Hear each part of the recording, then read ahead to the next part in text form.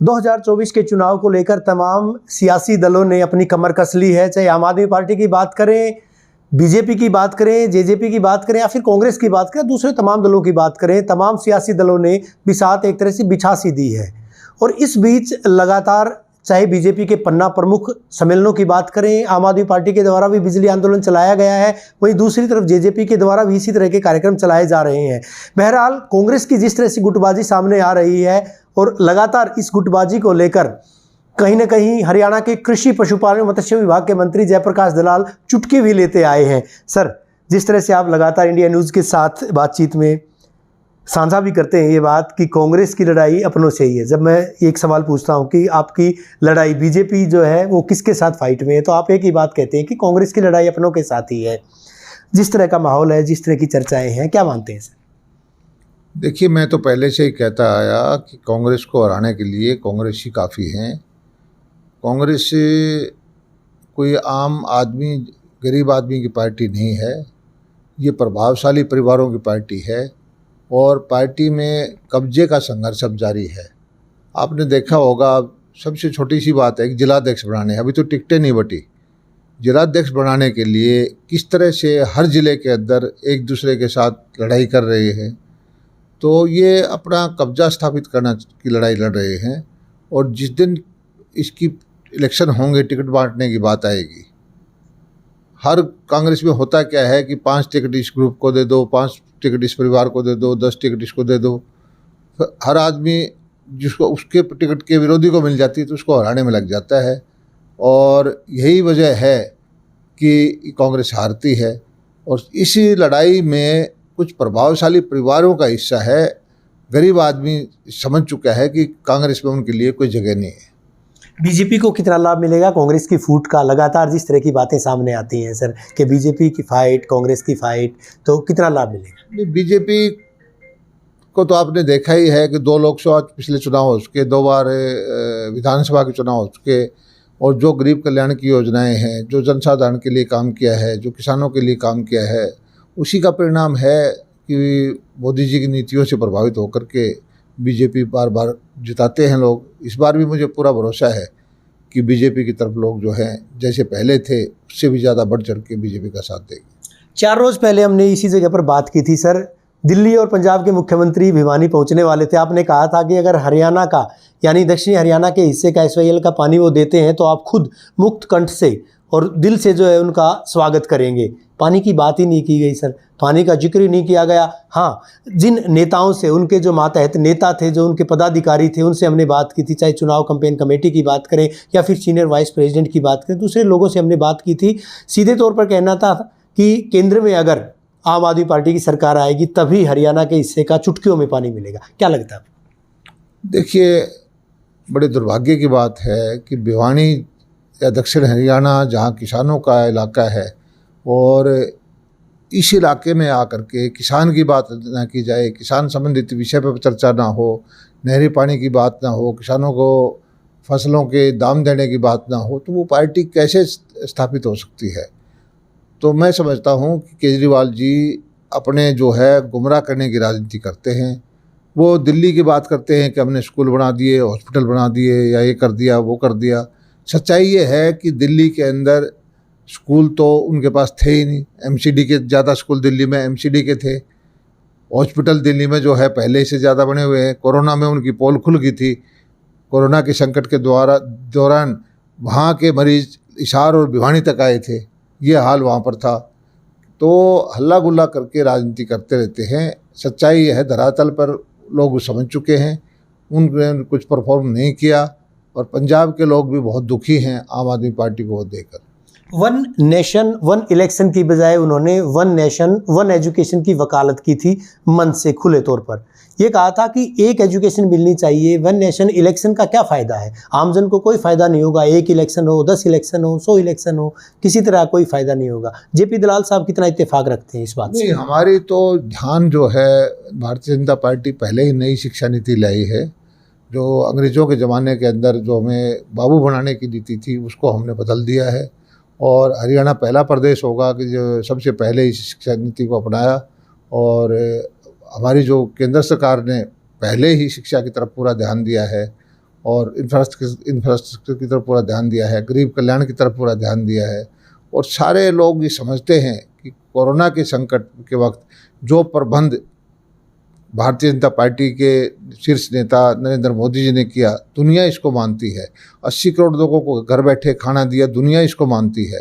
करोड़ों लोगों के लिए शौचालय बनवाए, करोड़ों लोगों के खाते खुलवाए, गांव-गांव के अंदर बिजली दी, सड़कों का जाल बिछाया। तो भारतवासी आम आदमी को बहुत इससे लाभ हुआ है और वो मानते हैं कि मोदी जी के नेतृत्व में ही देश आगे बढ़ रहा है और उन्हीं को समर्थन आगे आने वाले वक्त में देगी। दलाल साहब, विपक्षी दल कांग्रेस की बात करें, आम आदमी पार्टी की बात करें, उनका सीधे तौर पर ये आरोप है कि इंडिया नाम से परहेज आखिर क्यों है, और अभी परहेज क्यों हुआ है बीजेपी और आरएसएस के लोगों को, क्योंकि इंडिया नाम से पहले से चला रहा है। जब से महागठबंधन हुआ है तभी से इतनी बौखलाहट, इतना विरोध क्यों है इस नाम को लेकर? हमें नाम से परहेज नहीं है, लेकिन एक ये जो पहले थे सत्ता में थे 2014 से पहले, यूपीए नाम से गठबंधन था, वही यही पार्टियां थी। उस वक़्त जो है आतंकवादी हमला करते थे, देश में बम ब्लास्ट होते थे, हर हफ्ते हेडलाइन पे खबरें आती थी घपले घोटालों की, और महंगाई ज़्यादा थी।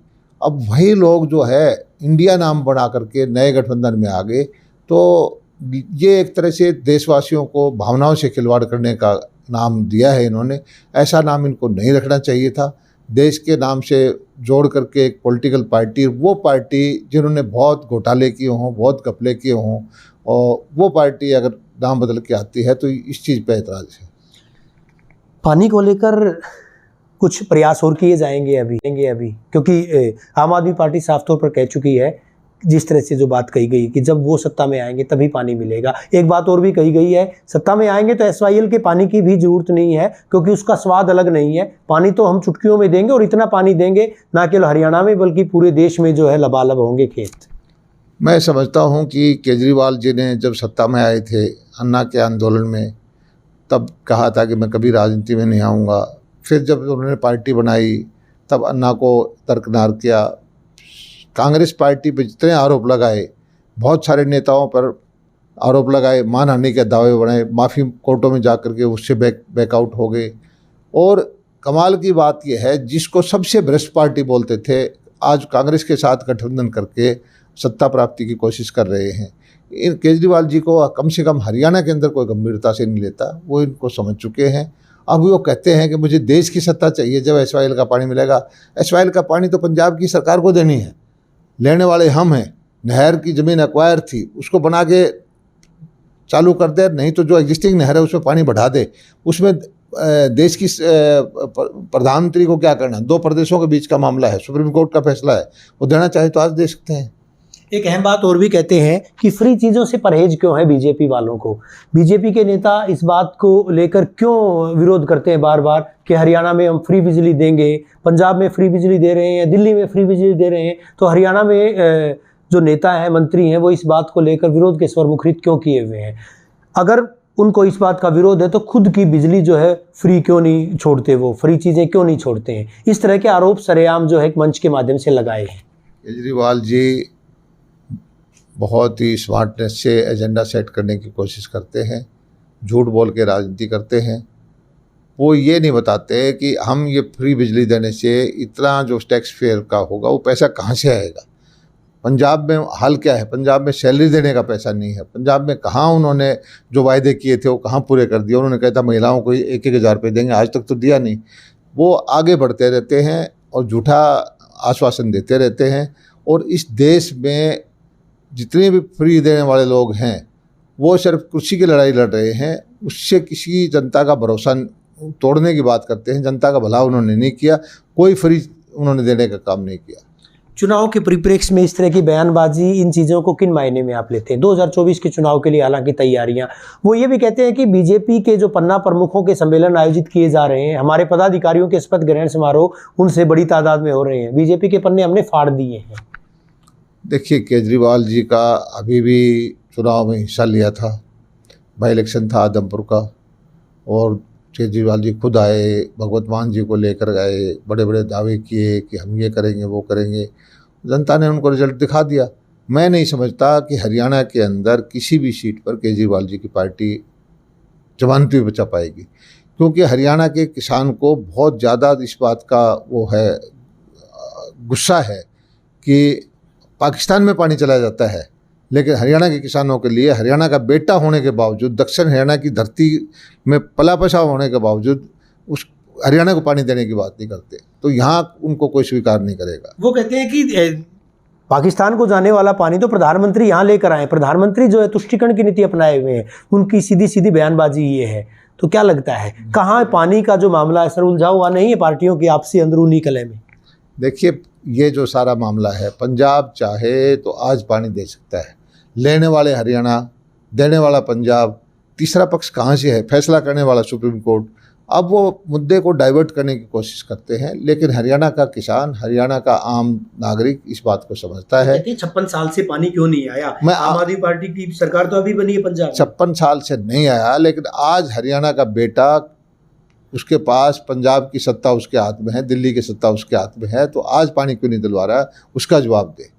वो ये कहते हैं, अभी वही बात, उसी बात पर आता हूं मैं, कि केंद्र में और हरियाणा में जब आम आदमी पार्टी को लेकर आओगे तभी पानी चुटकियों में मिलेगा, तब पानी कहां से आएगा सर? तो ये कह देंगे कि हमारे को पूरा विश्व की सारी अमेरिका का राष्ट्रपति बनाएंगे तब पानी आएगा। ये कोई बात नहीं है। पानी देने के, पानी का मुद्दा सिर्फ 2 प्रदेशों के बीच में है।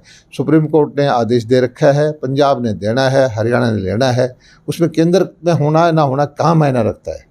तो मुकाबला चुनावी जिस तरह से अभी तैयारियां शुरू हो चुकी हैं सर, एक तरह से तमाम पार्टियां रैलियां भी कर रही हैं, मुकाबले में फिर किसको मानते हैं आप? चुनावी वर्ष है, मुकाबला। देखिए, बात यह है कि हम जनमानस जो है, जनता जो है, वो मालिक है लोकतंत्र के अंदर, वो सब चीज़ें देख रही है, उसको हिसाब लगाती है कि पहले वाली सरकारें थी उनके साथ क्या होता था, आज की सरकार है, कोरोना के संकट के बावजूद जो प्रबंधन किया, जो फ्री वैक्सीन लगवाई, हर आदमी को, गरीब को, जो उसके लिए योजनाएं बनाई, हरियाणा सरकार ने परिवार पहचान पत्र के माध्यम से, अंत्योदय की योजना से जो गरीबों के लिए योजनाएं बनाई है, मैं समझता हूं कि निश्चित तौर पर हरियाणा की जनता एक बार फिर मोदी जी को देश का प्रधानमंत्री और हरियाणा में बीजेपी की सरकार बनाएगी। चुनाव इकट्ठे भी हो सकते हैं सर, साथ भी हो सकते हैं? अभी तो चर्चा चली हुई है, देखो अगले हफ्ते में पार्लियामेंट में क्या होता है, लेकिन चुनाव इकट्ठे हों तो देश हित में है, इसी देश का पैसा बचेगा। और ये जो बार बार आचार संहिता लगी रहती है, डेवलपमेंट के काम बाधित होते हैं, इससे रुकावट दूर होगी। देश हित में या बीजेपी हित में? इससे बीजेपी को कोई फर्क नहीं पड़ने वाला, ये तो इससे तो देश का हित है। अलग अलग प्रदेशों में अलग अलग पार्टियों की सरकार है, इसमें एक पार्टी को कोई लाभ नहीं होने वाला। आपका एक बयान और आ रहा है कि अरविंद केजरीवाल तो क्रिकेट की तरह रंग बदलते हैं हर बार। नहीं, आप ये खुद देखिए कि केजरीवाल जी की पार्टी का जन्म ही झूठ बोलकर हुआ है। अन्ना के आंदोलन में लोगों को उन्होंने भरोसा तोड़ा है। एक लोगों को ये उम्मीद थी कि ये एक नई तरह की वो राजनीति लेके आएंगे, टूटी सी मारुति नीली कार के अंदर आम आदमी की टी शर्ट पहन करके। उन्होंने ये कहा था कि मैं साधारण घर में रहूँगा, जब सामने आई बात की वहाँ भी पूरे करोड़ों रुपए लगाए।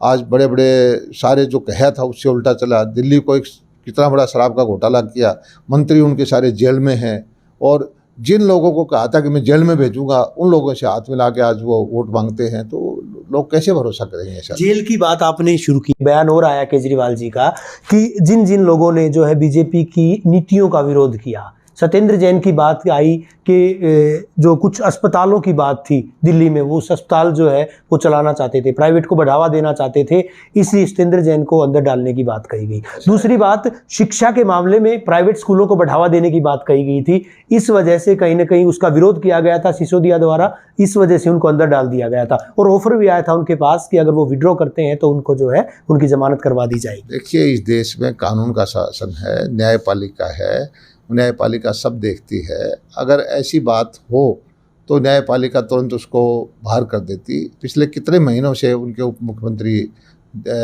सिसोदिया जी जेल के अंदर हैं।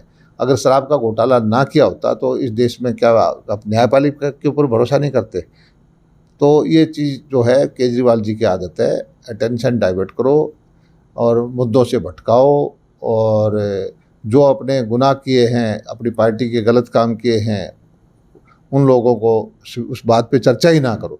जब इतना बड़ा शराब का घोटाला हुआ है और इतने मुख्यमंत्री जेल में हैं जिनकी जमानत नहीं हो रही, तो इस देश में न्यायपालिका पर तो उसको भरोसा होना चाहिए। उसके बावजूद वो चीज़ कहते हैं कि बीजेपी वाले करवा रहे हैं। ये काम क्या न्यायपालिका हमारे अधीन है? न्यायपालिका स्वतंत्र है, वो फैसला करती है और वो देख के कागज़ देख करके जो स्थिति देख करके फैसला करती है।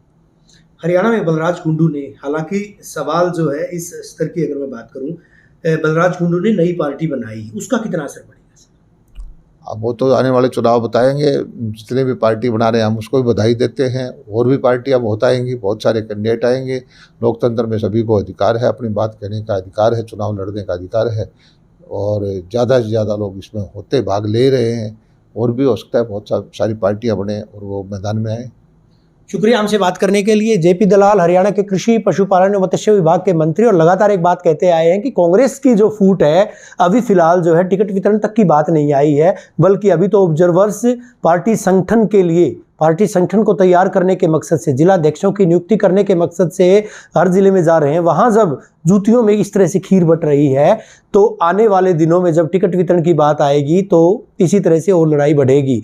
हालांकि उन्होंने ये भी कहा है कि आम आदमी पार्टी का हरियाणा में कोई वजूद नहीं है, एक भी सीट पर जो है आम आदमी पार्टी नहीं जीतेगी। पानी के मामले पर साफ तौर पर उन्होंने कहा है कि पानी का मसला हरियाणा पंजाब के बीच में है, पंजाब में आम आदमी पार्टी की सरकार है, हरियाणा से ताल्लुकात रखते हैं अरविंद केजरीवाल। अगर हरियाणा के सच्चे लाल हैं तो निश्चित तौर पर उन्हें हरियाणा के हिस्से का पानी दिलवाना चाहिए।